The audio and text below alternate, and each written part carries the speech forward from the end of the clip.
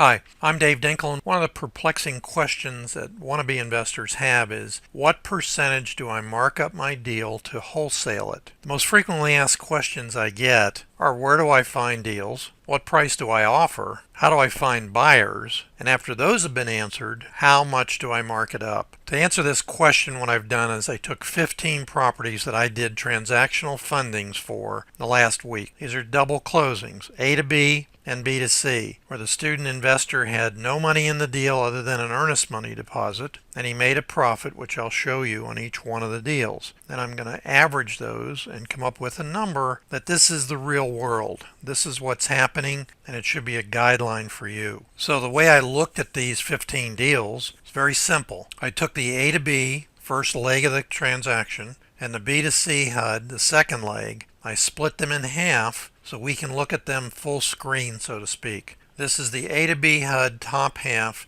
The important number on this particular page is the purchase price, $90,000. Now when I show you the 15 properties, you're actually going to see these exact numbers as item number 1. This is the A to B HUD bottom half, and the important numbers here are twofold. First, the earnest money deposit. In this case, as you'll see, there is no earnest money deposit. I'm not going to go through this now. There's either an earnest money deposit that's being held by the agent and not putting it on the HUD, or just simply didn't put it up. It doesn't matter. The second number is transactional funding required. This is the amount that I funded so that the student investor had no money in the deal other than the earnest money deposit, which in this case shows as 0. So now we're talking about the second leg, the B to C top half of the HUD. The important number here is the sales price, $110,000.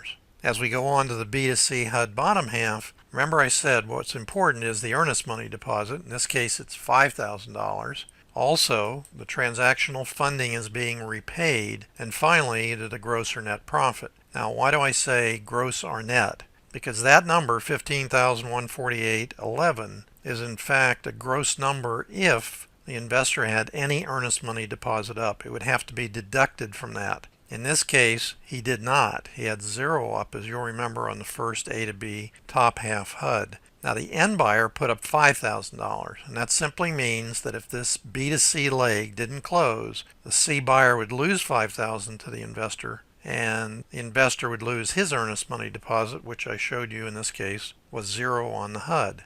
So now what I'm going to do is break down the 15 for you. And the first slide you're going to see is just an overview of all the results. However, what I want to do is break this down so you understand more of the details of some of the transactions. This is the header, property number, listed or not. It's important. A lot of people say you can't get listed deals anymore. I want to show you where these are coming from. Purchase price, earnest money deposit, sales price, buyer's earnest money deposit, profit, and profit percentage of the original purchase price. Now if you'll notice, profit has an asterisk, and that asterisk says profit has been reduced by the earnest money deposit the investor put up. One thing I don't like to see is people hold up a check and they say, here's my proceeds from my rehab. It shows $87,000. Well, that doesn't include what it cost you to do the rehab, and it does include any earnest money deposits that you put up originally. Even on double closings, if you don't have the earnest money deposit that you, the investor, put up on the A to B side,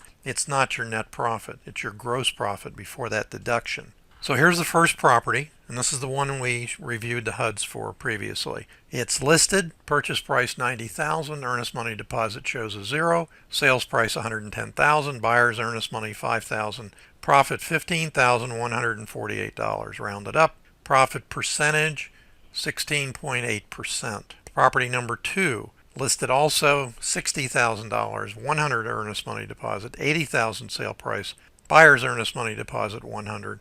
Profit $17,947, or 29.9% net profit on the transaction with no money in the deal. All of these are no money in the deals for the student investors unless they put up an earnest money deposit.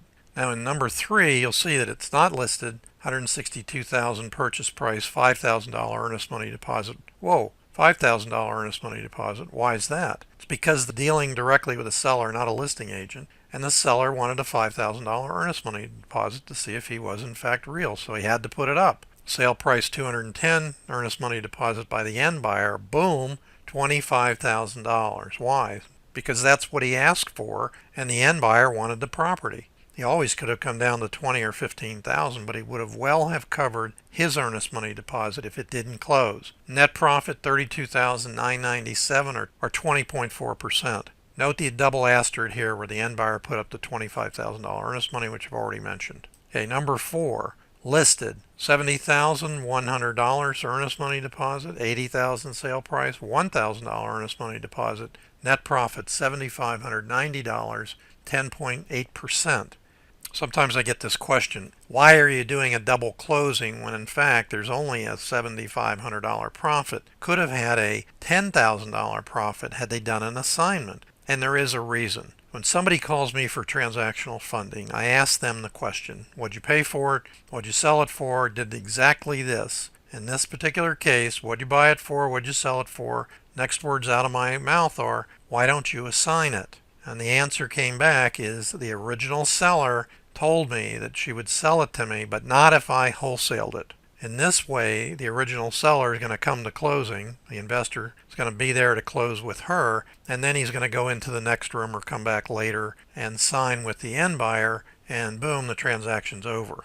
Now, will the original seller ever know that he wholesaled the transaction? If she goes back and checks the public record, but it doesn't matter. It's not a contingency in the contract. It's just he wants that seller to come to closing. So he's doing what she asked. He's not wholesaling it. He's buying it, closing on it. He owns it, and he's reselling it. Number 5 has a triple asterisk.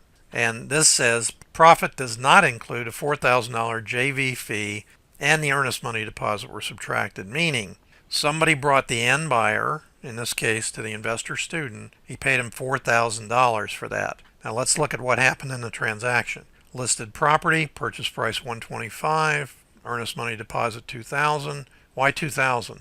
Because he had to put up $2,000, or he put up $2,000 to beat out any other investor who was only putting up $100, $500, or $1,000. It makes him look more serious. Sales price $140, earnest money deposit by the buyer $1,400. Why $1,400? It doesn't matter. That's what he could get out of the end buyer as far as that goes.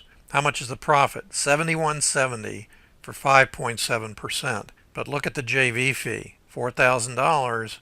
It's more than half of what the investor made on this.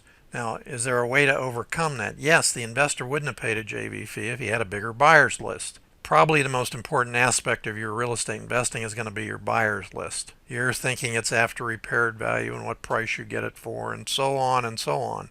That's true. However, it's not the most important part. If you can't sell your deals, might as well not do them. However, you build a strong buyer's list, you not only be selling your deals, you'll be looking at other people's deals to resell or to buy yourself. Number 6 has a quadruple asterisk. It is a listed property, $255,000, zero earnest money deposit. Sales price $275,000. Buyer's earnest money deposit $2,000.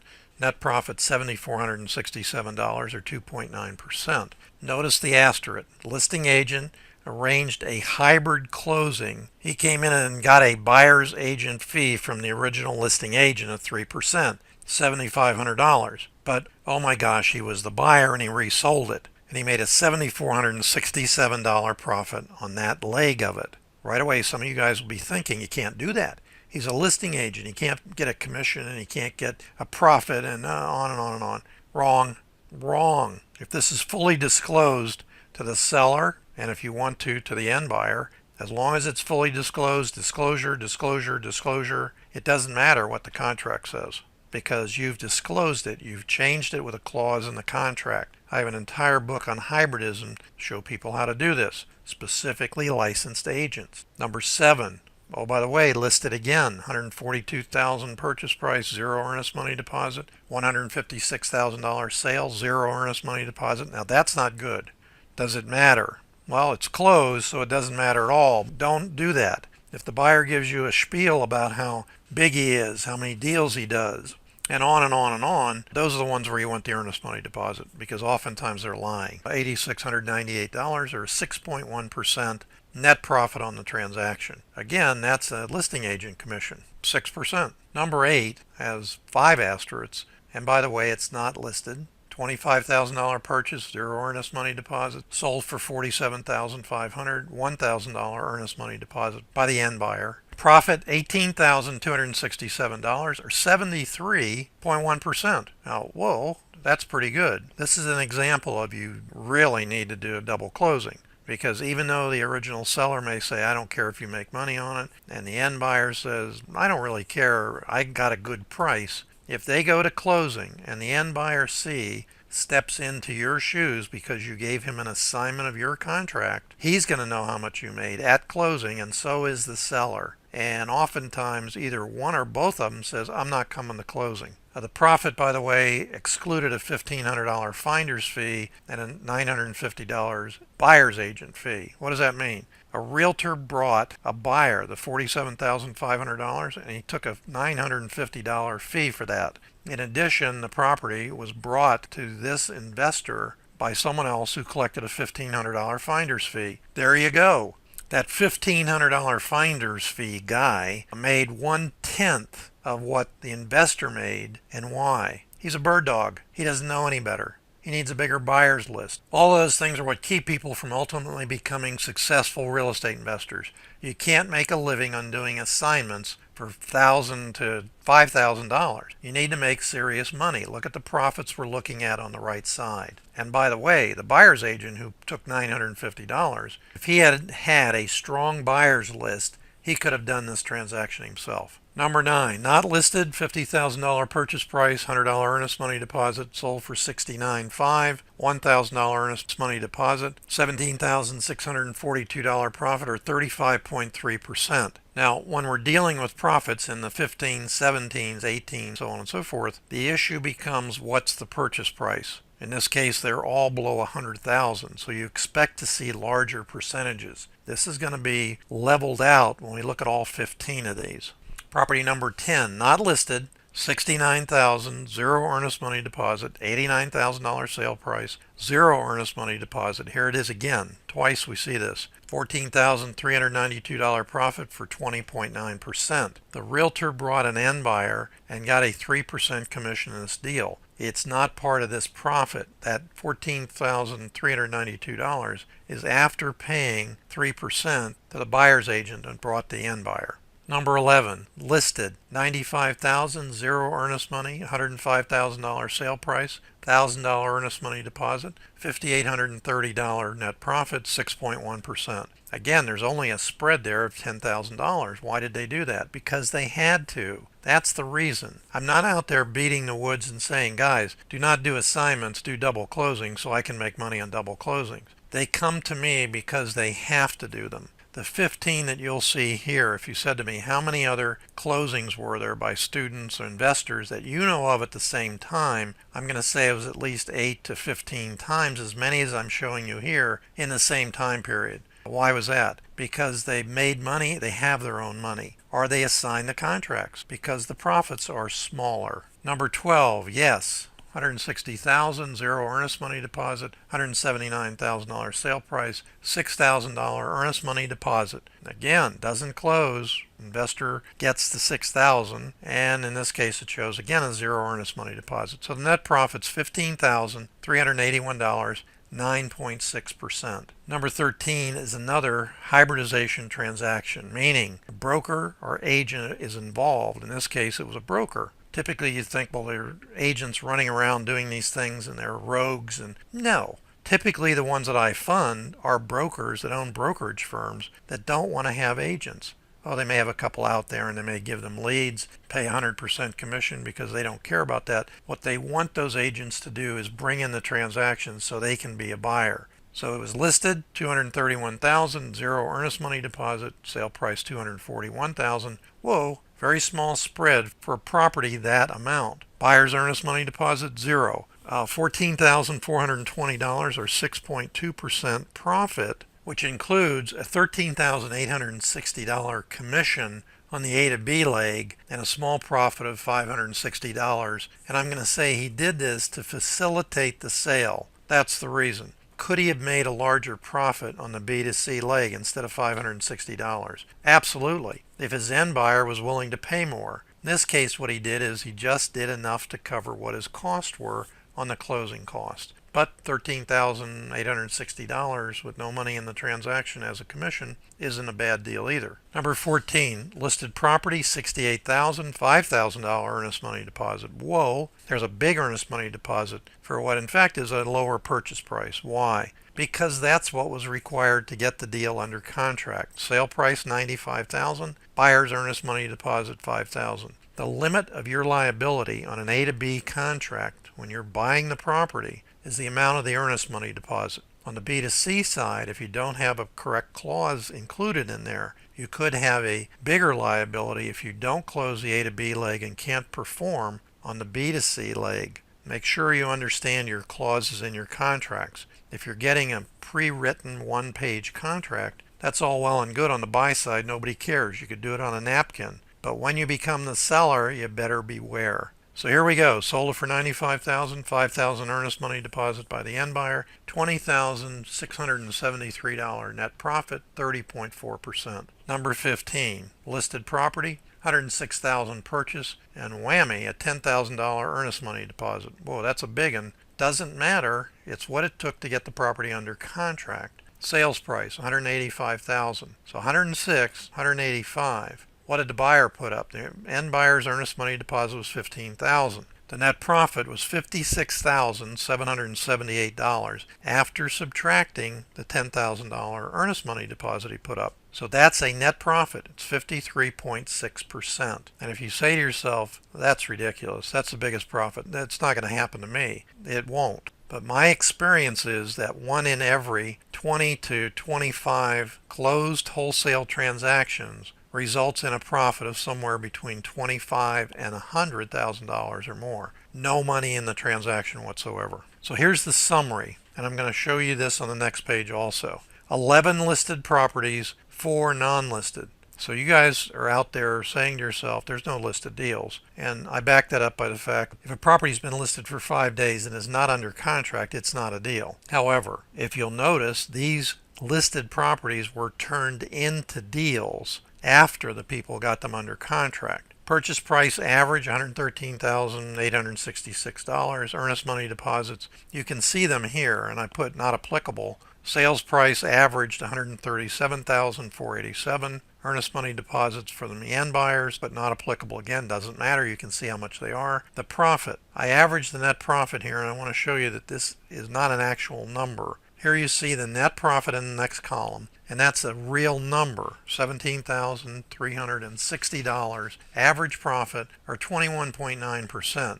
So I'm going to go through the summary of this transaction so you can see them more readily. 11 deals from the MLS. If you say to me you're not getting deals from the MLS, you're right, you're not trying hard enough. 4 deals directly with sellers, meaning the advertising, letters, postcards, door knocking, all the things you're doing. Notice it was, I don't know what that percentage is, but it's 4 out of 15 where those deals came from. Average purchase price you saw at $113,867. I rounded up. Earnest money deposits, 8 of them show 0 on the HUD statement. Does that mean they had 0 earnest money deposit with a closing agent? Yeah, probably in a number of those cases they did, because those are not the same closing agent. 2 of them were $100, 5 of them were $2,000 or more. So out of 15, 8 showed as 0. Average sale price $137,467. Average profit $17,360. Average profit percentage 21%. Now that recaps exactly what we showed on the kind of spreadsheet before that we went through each one of them. But let's look at what I call the real average percent profit, because this is more realistic on a number you should be thinking about as a markup. One of the things I have to say to you right here and now about this number, I want you to make the most money you can on every deal you get. If you get it priced properly, you should be able to make more than this percentage, especially if it's a low-end property like below $100,000. And I hope you get some 50 or 75 percenters and some $50,000 or $75,000 profits. You're not going to get those by assigning contracts to somebody else who has a bigger buyer's list and then can resell them for 10 to 20 or 30 times what you made on the deal. It's often said that statistics can be made to lie. Here's another way of looking at the same figures and getting a different result. Total funds for the purchase of the 15 properties were $1.708 million.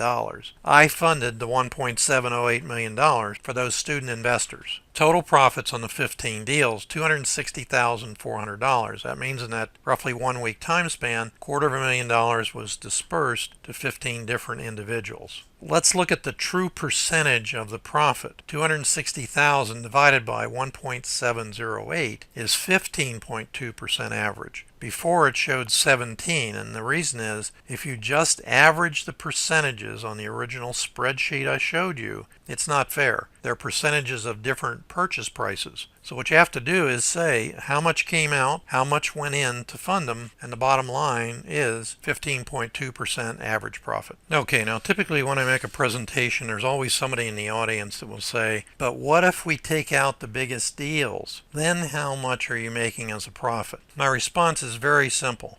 Stop! You're making excuses for not getting started. This is procrastination. If you're doing deals, you know what I'm talking about. If you're not doing deals and you're playing with numbers, let's take out the 30%ers and let's take out the $56,000. Stop it. Just stop it. The only way you're going to be successful in real estate investing is fail forward and learn from what you're doing. Thanks, and I wish you limitless success in all that you do.